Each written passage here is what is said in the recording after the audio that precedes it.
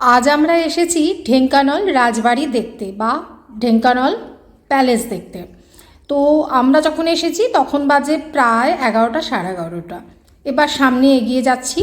এগিয়ে গিয়ে এই যে সামনে দেখতে পাচ্ছেন এটা হচ্ছে রাজবাড়ি ঢোকার প্রধান গেট বলুন বা মূল ফটক বলুন। তো একটু এগিয়ে গেলাম, এগিয়ে গিয়ে দেখলাম ওখানে কিছু লোকজন রয়েছেন। তারা জানালো যে এই ভেতরে মানে এই যে মূল রাজবাড়িটি তার ভেতরে ঢুকতে গেলে এখানে ওয়েবসাইট থেকে রুম বুক করে আসতে হবে, এদের গেস্ট হতে হবে এবং তারপরেই তারা ওই ভেতরে ঢোকার পারমিশন দেবেন। বাকি আমরা যারা এমনি এসেছি তারা এমনি বাইরের থেকে ঘুরে ঢুকে ঘুরে চলে যেতে হবে। তো ওদের সাথে অনেক কথাবার্তা বললাম, ওরা আমাদেরকে একটুখানি ওনারা ঢুকতে দিলেন যে ঠিক আছে সামনের থেকে একটুখানি ছবি ভিডিও তুলুন, কিন্তু এর বেশি আর যাবেন না। তো এখান থেকে দাঁড়িয়েই আমরা রাজবাড়িকে যতটা পারলাম অনুভব করার চেষ্টা করছি। খুব সুন্দর ব্যাপার স্যাপার। সামনেই রয়েছে দেখুন কুকুর, একদম কি বলবো পাহারাদার। আর তারপরে এখানে একটু ফটো ভিডিও এইসব করে আমরা তারপর বেরিয়ে যাচ্ছি। আর এই রাজবাড়ির কালারটা দেখে বুঝতে পারছেন, আমি যে আপনাদেরকে তালচের রাজবাড়ি দেখিয়েছিলাম সেরকমই কালার, হলুদ আর সাদা, বেশ সুন্দর। আর এই সমস্ত রাজবাড়িগুলোতে আসলে কিন্তু একটা আলাদা অনুভূতি হয়। কত ইতিহাস এখানে লুকিয়ে আছে না? খালি মনে হয় কোনো এক সময় কত জমজমাট বলুন বা জাঁকজমকে পরিপূর্ণ ছিল এই সকল রাজবাড়ি, না কত লোকজন কত কি। আজকে সেগুলো তো ইতিহাসের যা নিয়ম, হয়তো সেই রাজাদের সেই জাঁকজমক আর নেই, তবে তাদের যে বংশধরেরা তারা এখন ওই রাজবাড়িতে রয়েছেন।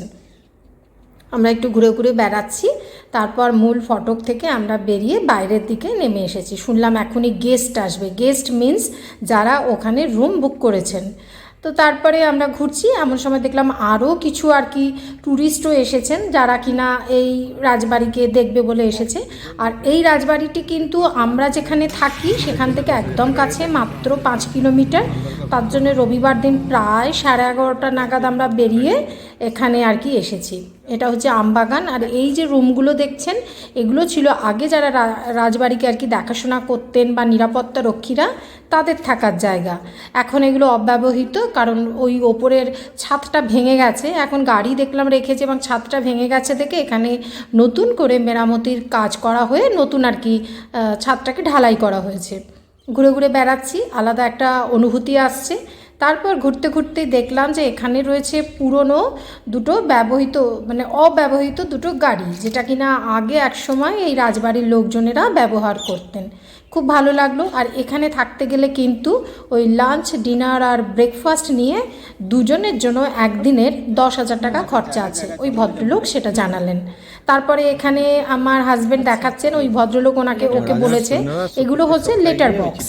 আগে এই সব জায়গা তো খুব জঙ্গল ছিল, তো এই রাজার নির্দেশে বিভিন্ন জায়গায় এই লেটার বক্সগুলো থাকতো এবং সমস্ত স্থানীয় বাসিন্দারা তাদের যে সমস্যার কথা সেগুলো লিখে এই লেটার বক্সে ফেলে দিত এবং সৈন্যরা গিয়ে সেগুলো কালেক্ট করে নিয়ে আসতো আর রাজা সেই সমস্যার সমাধান করতেন।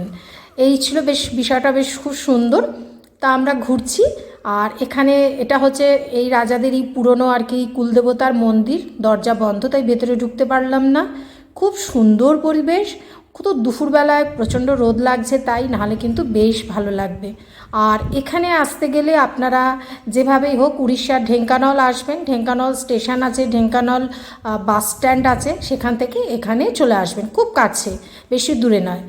আর খুবই ইজি আমি বলে দিলাম। আর তাছাড়া ইন্টারনেট সার্চ করলে তো এর সম্পর্কে সমস্ত তথ্য পেয়ে যাবেন, ঘুরে বেড়াতেও পারেন আর এমনি এখানে এসে থাকতেও পারেন, আপনারা যেটা পছন্দ করেন। খুব সুন্দর একটা ফুলের গাছ, এত ভালো লাগছে কি বলবো, পরিবেশটাই খুব সুন্দর। একটু বিকেলের দিকে আসলে বা খুব সকালের দিকে আসলে আরও ভালো লাগতো। দূরে ওই সাদা মন্দিরটিও রাজবাড়ির, আর ওটি হচ্ছে ঢেঙ্কানলের প্রধান রাস্তা ওখান থেকেই আমরা এসেছি। তারপর বেশ খানিকটা এখানে সময় কাটিয়ে এবারে আমরা বেরিয়ে যাব। আর বেরিয়ে যাওয়ার সময় এখানে একটা আমবাগান দেখতে পেলাম। আমবাগানটাতে চাইলে ঘুরে ঘুরে বেড়ানো যায়, যারা থাকেন রাজবাড়িতে তাদের পক্ষেই এটা সম্ভব, আমাদের পক্ষে সম্ভব না, কারণ আমরা তো এখানে আর থাকছি না। তো কিছুটা সময় কাটিয়ে তারপর আমরা বেরিয়ে যাচ্ছি। আর ওই ভদ্রলোকেরাই আমাদের বললেন যে এখানে আরও অনেক কিছু দেখার আছে, সেই জায়গাগুলোরও খোঁজ দিলেন। আর ঠিক রাস্তা থেকে বেরিয়ে আসার সময় এই যে রাজবাড়িতে ঢোকার যে প্রধান গেট সেটা ঠিক এরকম দেখতে লাগে। আর এখন তো এই দরজাটা বন্ধ, পাশ থেকে ঢুকতে হয়। তো যাই হোক, রাজবাড়িতে কিছুটা সময় কাটিয়ে এবার আমরা এগিয়ে যাচ্ছি সামনের দিকে। দেখা হবে আপনাদের সাথে আবার পরের ভিডিওতে।